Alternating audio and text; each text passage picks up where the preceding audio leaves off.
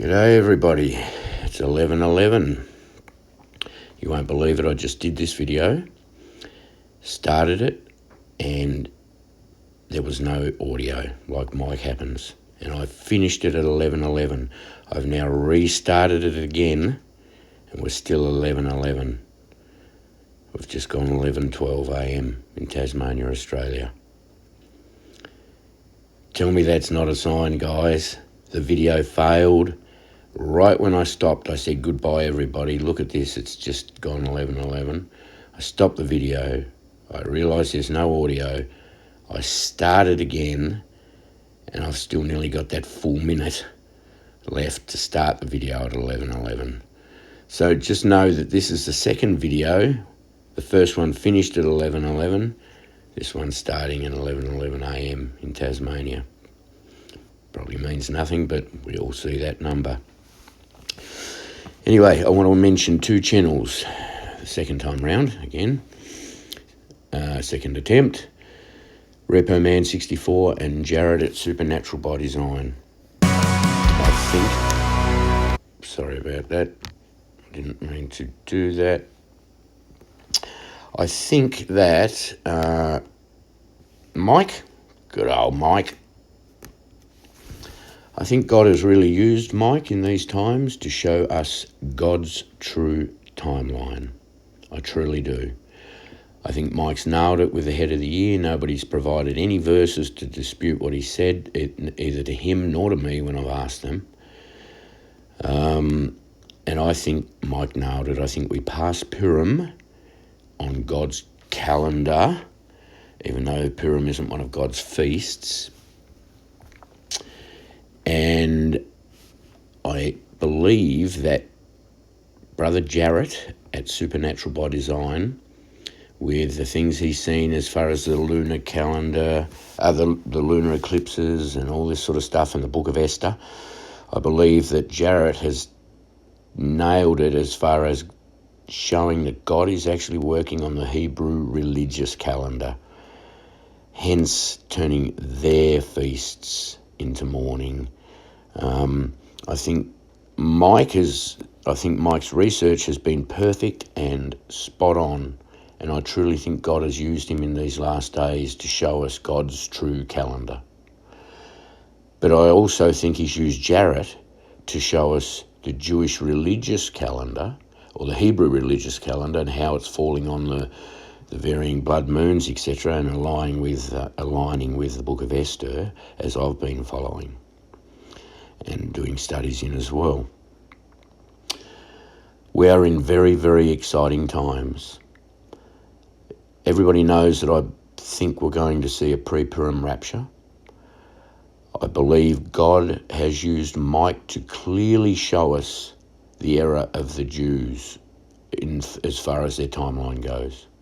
And I believe that God is using Jarrett to show us that we're operating on the Hebrew religious calendar. So I still expect a pre-Purim rapture, perhaps 22nd or something like that, 23rd at sunset. Whether that happens or not, I don't know. But I also love Jarrett's most recent video. He points at the fact that there could be a big event on the 25th, the day after Purim.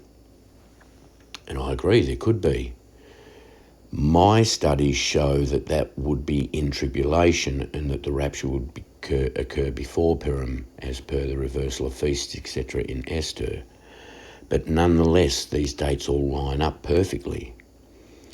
If we were to have a pre-Purim rapture on, say, the 22nd, 23rd, then that's when their feasts would be turned into mourning, and they wouldn't become feasts into joy again until the first Purim into the millennial kingdom. So it'd be the perfect time. Now, Jarrett's looking at something happening on the 25th, and he said that that cannot be the rapture because no man knows the day or the hour of the rapture, so that's going to be a big event that could set something up for the rapture. I believe that possibly although we are told if we watch, we can know the day and hour, given the fact that we've all done so much watching and research and we haven't found that day and hour yet, I believe we are so close now that we can basically see that day and hour. We just don't know exactly when to the second. Now, for a rapture to occur on the pre-Purim, that would fulfill all the feasts to morning. Morning's back to feast, after the millennial kingdom, after the 7-year tribulation into the millennial kingdom, the first Purim. Would then align with the book of Esther, where their feast days would be turned into joy again. Jarrett's event on the 22nd could well be pointing to a tribulation event, not something to set up the rapture or anything like that. Mike's timeline has showed us clearly how God had originally set the timeline up, and Jarrett shows us how the Jews have diverged onto this Hebrew religious calendar, their feasts. Religious. That's not what God is. So we could be looking at something very, very, very significant around Purim. The days and seconds before it starts, during Purim or after Purim, as per Jarrett's recent video. But I'd just like to encourage everybody that we are so, so close, and to pray you're found worthy to escape all these things. And remember, that's not by works. So don't pray that you've been doing enough good stuff to be found worthy to escape all these things. What you need to be doing is praying and thanking Jesus for the works that he did and the forgiveness he gave us through his sacrifice. That's how you'll be found worthy. To be truly on your knees, telling God you know you're unworthy and only Jesus is worthy. In these last days, don't let works trip you up. It's more important than ever now to glorify God with your good works, saved unto good works.